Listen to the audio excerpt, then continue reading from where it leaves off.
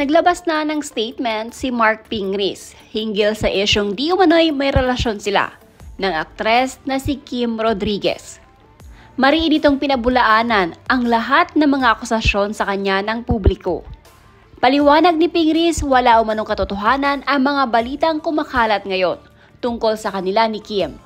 Pagdidiin nito ay wala umanong namamagitan sa kanila tulad ng sinasabi ng publiko.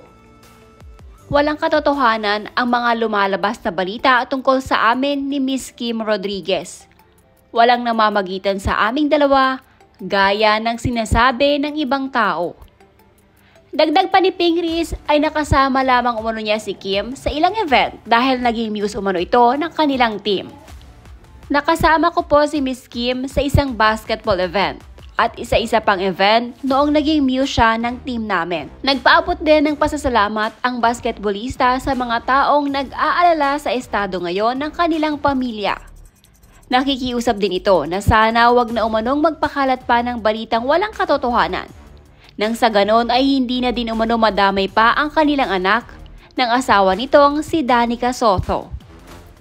Salamat din sa mga nagpaabot ng concern. Okay kami ng pamilya ko. Huwag na po tayo magpakalat ng mga balita na hindi totoo. Humihingi po kami ng respeto para hindi madamay ang mga anak namin ni Danica. Salamat po at God bless.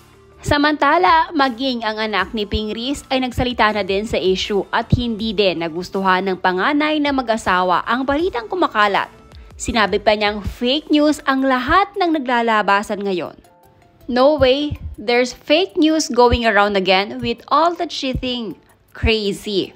Lakas ng trip ng mga tao gumawa ng chismis.